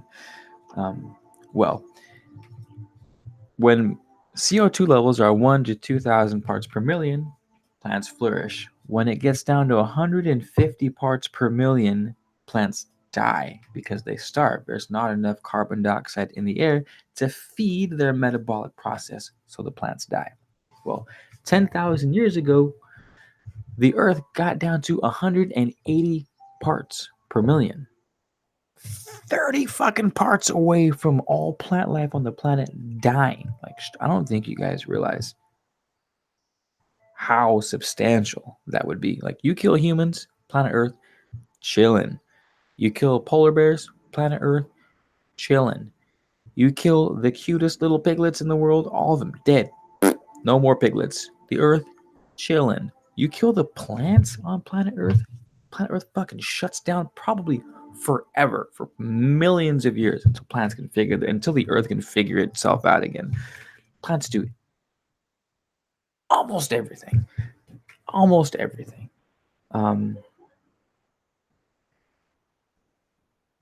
Here's what happened.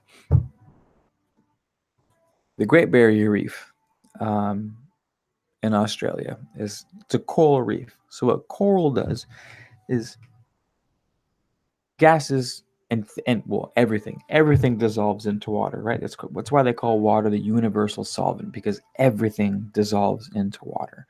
So calcium dissolves into water. Well, what these cool little ocean creatures did is they started absorbing the calcium from the water, and you made it into shells. Calcium's hard, so it makes good shells. That's why your bones are made out of calcium, because it's fucking hard. But the coral reefs in the world were capturing so much, just capturing so much coal, because it also mixed it with carbon dioxide. It was catching so much of the carbon in the form of calcium carbonate. So when they take the calcium, it's actually a calcium and what's carbonate, CO3 or something like C3. I don't know. It's been a long time since I've taken chemistry. Anywho, it captures the carbon dioxide from the atmosphere, combines it with the calcium, creates calcium carbonate. Boom, you have a coral reef. Well, there was so much fucking coral reef going on, so much coral reefing, so much reefing going on, that the CO it was literally choking the atmosphere. And this dude was like, "Whoa! Since humans came back, it's actually gone up, because humans are, in fact, raising CO2 levels because we're fucking burning fossil fuels like crazy." That's not even it. I'm just using this as like a practice for my official video. But that wasn't just the crustaceans that were storing calcium carbonate and stripping carbon dioxide from the air. Trees. There's something in trees called lignin. It's what makes them very rigid. It's very hard to break down. Trees, wood, it's very hard to break down on purpose, right? The only thing that can break down wood is funguses. Bacteria cannot break down wood.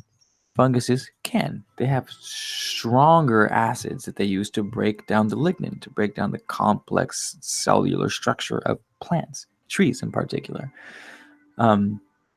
Well, mushrooms didn't come around for a fucking long ass time. Plants were living and dying for, I think, fact check me, but I think hundreds of millions of years. Plants were living and dying, and nothing was breaking them down. Nothing. So imagine the Amazon rainforest doing its thing, making trees and shit for like 100 million years. All those trees that die, they just die. They don't get broken down and recycled into the soil. They just fall there. More trees fall on top of them. They fall, they fall, they fall. More shit falls on top of the trees. More trees fall, they fall, they fall. Remember, we're talking hundreds of a stupid amount of time. After a while, you have an ungodly amount of stacked up trees underground that never got a chance to get broken down because mushrooms haven't existed. They haven't lived. They haven't fucking been created yet. Well, those trees got turned into oil. That's where our oil comes from. So the trees that lived hundreds of million years ago, when CO2 levels were at their finest, were sucking in all the carbon dioxide, storing it, and it was never getting a chance to be released back into the atmosphere because nothing could break it down. Nothing was strong enough to break it down. And this is super cool. I had this thought where I was like, I was thinking, what if it's a good thing that humanity is drilling for all the oil, pulling all the oil out of the ground. Because I had first learned about that fact with the mushrooms and shit. Maybe like 4 years ago, I found out about the history of trees and mushrooms and why there's oil. Well, I thought, that's interesting. I wonder if humans were sort of like a way to get the oil back out into the atmosphere. It's like I wonder. Wouldn't that be interesting, right? To have, because at the time I wanted more forests. I was like, fuck, how could we get the world greener? Like, how do we get more trees? And I was like, well, shit, we just get more carbon dioxide in the air, more plant food, we'll get more trees. Like, well, how do we get more carbon dioxide in the air? It's all trapped underground. Bingo. Let's drill for oil. Pull all the stupid amounts of oil trapped in fucking stone and get it to the surface so we can have more trees growing. And then, of course, I even made a video about it on my last YouTube channel, but it's not up anymore. Anywho, I was watching. So after I had that thought, I was watching a George Carlin stand up, the old guy who cusses a lot. Genius, dude. God, you guys got George Carlin. You guys got to check him out. He's fucking. Anywho, he made a joke where humanity, how he comments on the egoism of humanity, on the audacity of humanity, to think that we have enough power to destroy the world. He's like, just that we have the audacity to do something like that. And then he comments on I'm not even gonna tell the joke because I'm gonna hack it. I can't remember it. Paraphrasing again, but George Carlin says, "Who are we to say that plastic is a bad thing? Maybe planet Earth evolved humanity so that we could make all the plastic we possibly could because it has some grand scheme of fucking shit to do with plastic, and then it just wipes out humanity once it's done using us for all the plastic. Like, who knows? Who really knows? In an infinite span of time, what existence is capable of? And humanity's only been around, quote unquote, only been around for like, if you're talking about the Sumerians, 6,000 years ago, 6 to 4,000 years ago, complex humanity where we were keeping records and dates of things. Like, they fucking tell me that that you think the planet doesn't have a consciousness of its own, able to create a race for its own bidding, and you've only been around for 6,000 years. Like, you don't know the fucking processes of life. You can't even tell me how these 4,000-year-old people moved that big ass fucking rock from there to there. Shit weighs fucking like some like 6,200 giant African elephants. These dudes with fucking sticks and stones rolling them around and pulling them with ropes, supposedly just coming out of the era of picking berries to survive. Like, these dudes were like, oh, hunter gatherers. No, they weren't hunter gatherers. They were like gatherers. And every once in a while, they got lucky enough to take down a mastodon and would eat that one mastodon for like a year and a half if they were living somewhere cold where they could store it for that long. Otherwise, it was back to picking berries and shit. So you're telling me people picking berries and shit built the pyramids, or Gobli Tepe, whatever that spot's called, which has been carbon dated for 10,000 BC, which was like deeper into the heart of the gatherer, hunter. It's like, get the fuck out of here. So that's the point George Carlin was making. And to bring it all back to the beginning, I'm not sold on climate change. Not sold because,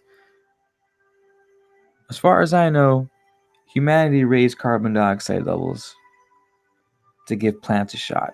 We were at 180 parts per million, 30 parts per million above the death of every living thing on the planet. Almost every living, except for bacteria. And I guess mushrooms will flourish because they'll have all the fucking plant material in the world to eat. So maybe that's the ultimate plan. Maybe the mushrooms are trying to kill all the plants in the world to finish their job, which is eat all the trees in the world. Maybe that's it. Who knows? In fact, mushrooms are smart, man. Mushrooms do some crazy things.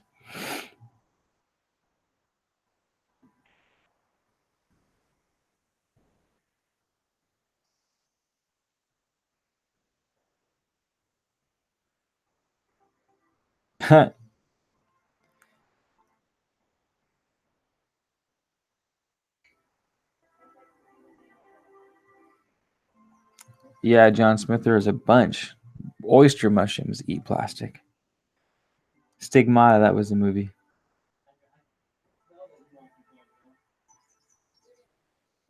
Candy McCaskey. Um, Anywho, rant over. You guys have a good night. I'm tapping out. I hope you guys stay healthy, stay active, and we'll chat soon, yeah? Peace out, you guys. Good night.